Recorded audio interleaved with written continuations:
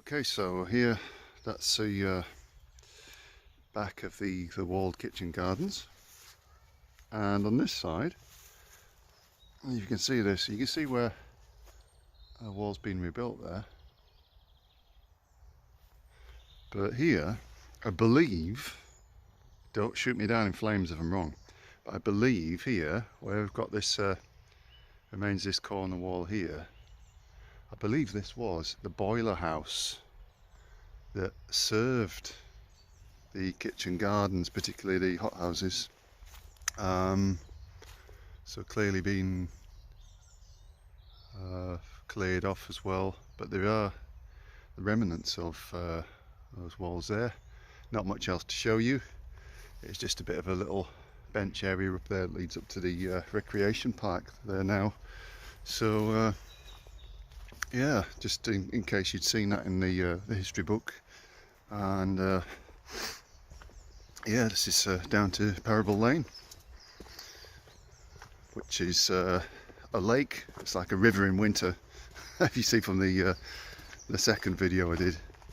But all this land at this side would have been taken up by farming and growing by Salt family. He had all these animals with pedigrees, all his cattle, his sheep, his pigs. Really took everything he did quite seriously. And then at the end of this walled area, you can see right over to the Glen, Shipley Glen, which is only a short walk away.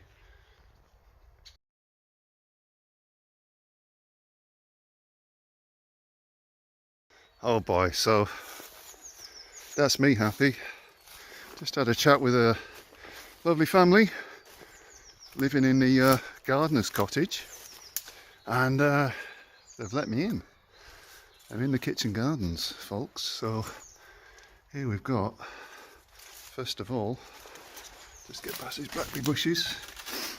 Oh, gardening shed here. I've just been stuck by a blackberry bush. Quite dark in here, just let the light adjust. So some storage room here. It's been used recently because it's wide up for electric. Nice big Yorkshire stone paving flags. Oh, just get my foot off there.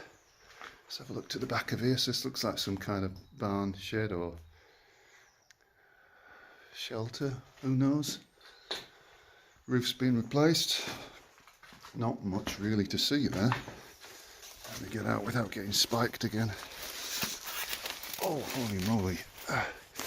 So, here we've got, yeah, not much to see around the back there. You see the remains of another building there onto the wall, and then just mounds of rubble everywhere. So, let's just, it's pretty thick. Oh, pretty thick right here. There's old blackberry bushes stinging a bit, but this would have been the main entrance to the first plantation field.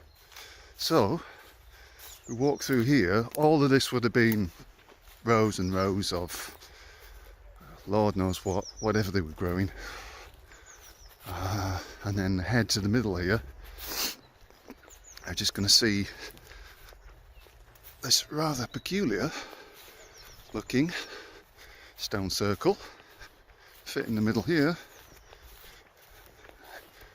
and this is seemingly out of place, but here you can see is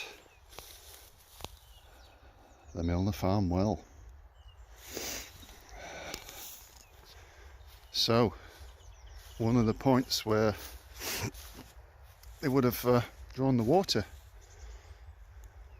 Yeah, look at that. It's really well preserved as well. Surprised it's not covered up, but you can't actually see this from outside. So like I say, I have asked permission. I'm allowed to be here. And the owners, the people living there, very, very kindly allowed me to film. So I did mention that this land, as well as the Milner Field land, is in the hands of a private company and not Bradford Council. So I believe, from what the gentleman was saying, that this private company bought the land a few years back when we had all that furore about them building a business park here, and the locals got together and told them to get stuffed. So here we've got, I don't know what that is, it looks like some kind of trellis system, or probably the frame of part of one of the greenhouses. So if this is southward facing, yeah, if this is south facing towards me, then this would have got that prime sunshine all day long. Not much sun today, it's pretty cold. We've got here, some of those frames are still quite well intact. That's quite surprising. Look at that tree. That tree's just grown over the wall. I love the way that nature does that, just takes over. And yeah, some pretty big joists there. Slivers of glass. Surrounding wall, it's all rendered. And yeah, this has all been collapsed. So I'm going to go inside in just a moment. You can see, oh yeah, nice bit of joinery on that, nice bit of joint work, as they say.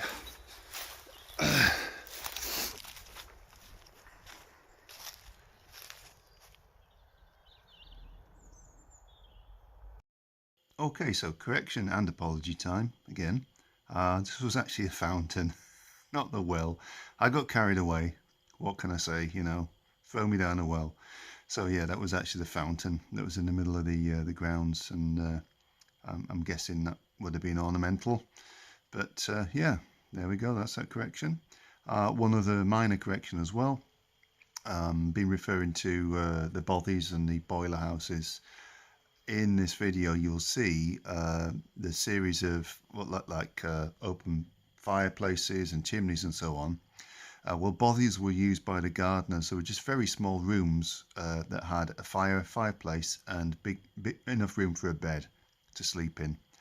Similar to the Bothies that you'd find in the Highlands of Scotland, where they were just there for people to sleep overnight, and that was it. They weren't big enough to live in full time, but it was kind of like indoor camping. So there you go. That hope that just corrects it in case anybody's confused by what I said. Okay, thanks.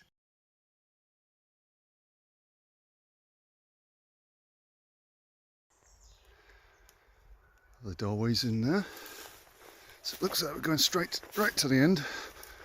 So I can just clamber over all these bits of barbed wire and thorns and bushes. So remember in the second video I showed you the points on the wall, all the trellises and so on.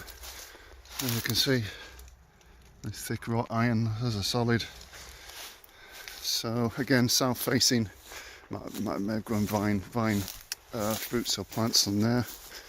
Again, nature taking over. Yeah, so here we go.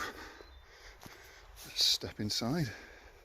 So I think this is mainly playground for the local kids, the gentleman was saying. So here we go, boiler room. Just going to clamber in there. There's a lovely sill on here. It's everything, attention to detail. He's just like, he didn't spare any expense thinking, oh, you know, this is just the greenhouses, this is just the garden. He went the whole hog. So backs of the furnace here, you can see up there, nicely blackened by smoke and age. Quite functional. And again, space in between. Presume that would have been fuel store. And I just pick my way through this little corridor. Yeah. Another room here. Another furnace.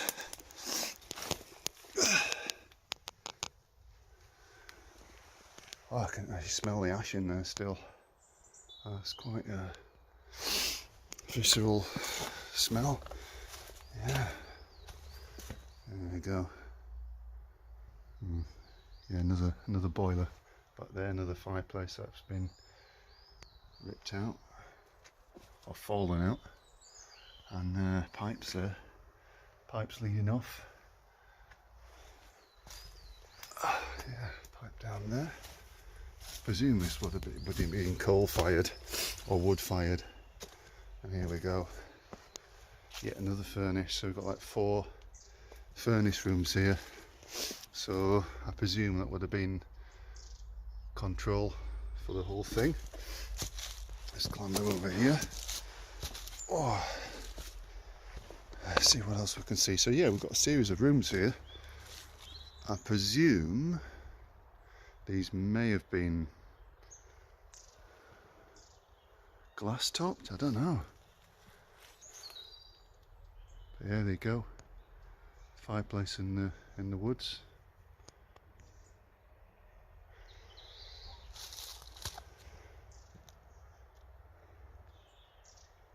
Another boiler house there.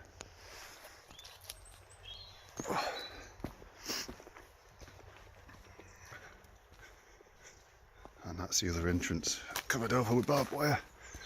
So yeah, we've got a whole series of boiler rooms, furnace rooms here, as well as the one on the far other side. And what we've got here, yeah, is another one. So this would have been just a whole hive of industry, this whole place. This is where Salt would have grown his orchids. He was an avid orchid grower. And what we've got down here, alright, we have got cellar space down there as well. Holy moly, just carefully step round that. I can see the kids have been down there. So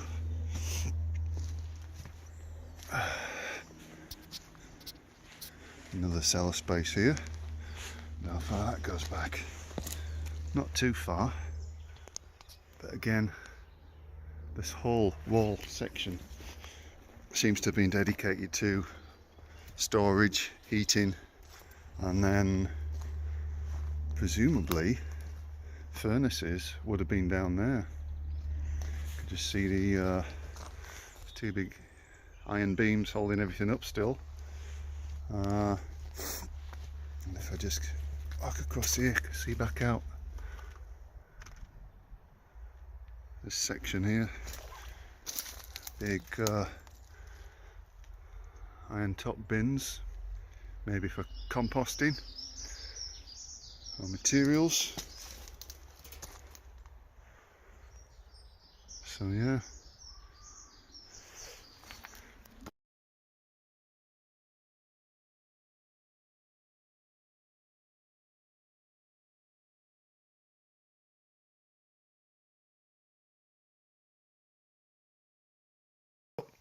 Under the cellar, underneath the kitchen gardens, we've got the wherever the furnaces were down there. Quite see there. Yeah, not much left now. There is a way down and up again.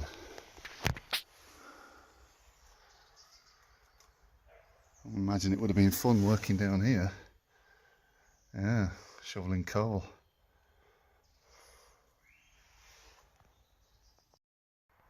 And down at the other end, near this beautiful big old tree, I've got the remainder. I'm not going to get too close to that, for obvious reasons.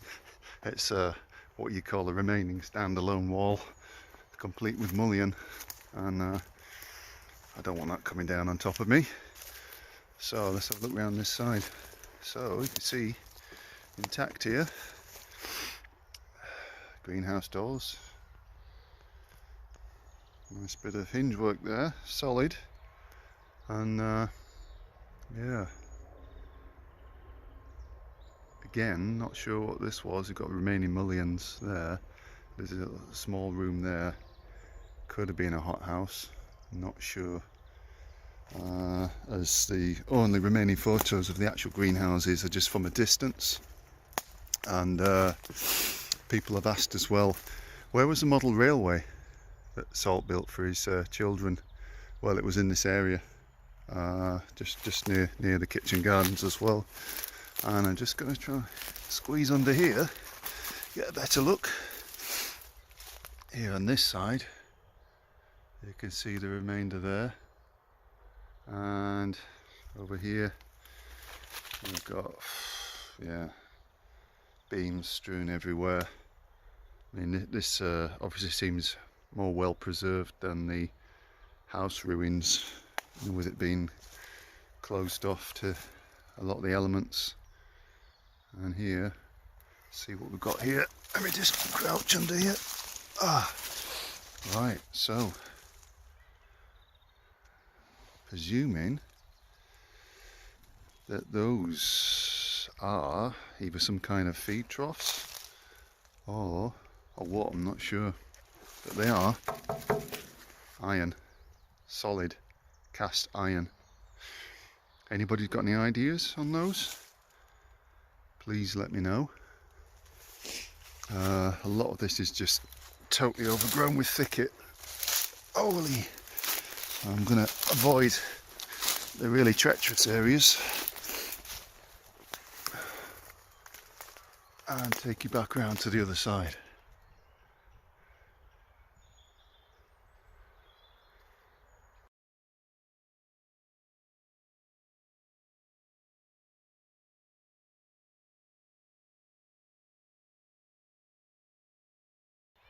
Okay, so we've got what looks like, I don't know if it's some of this is rhubarb or what.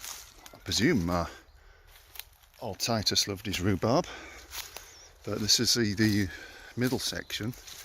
Got quite heavily moss covered beds here. Can see the remainder of a base wall, quite narrow sections here. Again, probably would have been edges of the greenhouses. And I've just picked my way through here, see what we've got. Far side, yeah, the chap who lives in the gardener's house was saying that the area is protected because of the orchard trees. Now presumably those are ones that Salt himself had planted. You can see here remains of more, but not in brick. These walls, it's the remains of something stone built. Again, it's kind of hard to find any real clues, but yeah, when this company bought the land a few years back and attempted to build their business park on it, you know, as if they couldn't find any spare land anywhere else, it was said, well, no, one of the reasons you can't is because historical orchards. So yeah, that was that, and I presume that is why it's laid empty for so long, and probably sits on the books of the company, has the rights to it. I believe the gentleman said it was Hartley's, so I'm going to do some research and look them up. It's pretty thick to there. There is a little furnace opening on the other side. Squirrel alert. He's just hiding behind the pillar. So yeah, there is a little, what looks like a little outlet over there. I'm going to try and get over there without getting eaten by the thicket. Here we go. Alright, so that's me, happy camper, getting in here finally. And I must stress as well, this isn't just somewhere you can walk into, it is private. Although it doesn't belong directly to the people living in the gardener's cottage, it is still private property, so please be respectful and don't go harassing the people that live there to get in. You know, obviously for you got to say for health and safety reasons as well, don't be going down the cellars, you know, don't be don't be walking behind those places, you know, because this is in quite a bad state of collapse due to neglect, obviously. So yeah, what can we kind of learn from what's left? Well, I'm going to include some history about what types of things were grown here as well, brief part at the end. But yeah, it's just good to get in here and see how nature's reclaimed it, and yeah, who knows, in like another 100 years or so there's probably not going to be much left. You can see all the furnaces, all the work that would have gone into keeping this place going, not only feeding the house and getting produce out. I still can't determine which of these spaces. I'm thinking maybe this one over here could have been for mycology, for the mushroom growing. There's absolutely no clues. It's all just conjecture, and there's no real photographs or details on the kitchen gardens because, well, I guess why would you keep that information? That would probably been lost with whoever worked here. All we've got left is really the furnace rooms, the cellars, remains of greenhouses, and some odd bits of masonry, you know. So a big space, yeah, some 3,000 feet or so. Okay, so yeah, goodbye from Milner Field for probably the last time here. We've seen everything we needed to see, I think. We've got this furnaces behind me. So yeah, thanks again for watching. Send in any questions or any information that you've got, you know, because I'd love to put it all up on the Milner Field page on Facebook. So yeah, you can find more discussion on that there if you are genuinely interested in the social history of the place.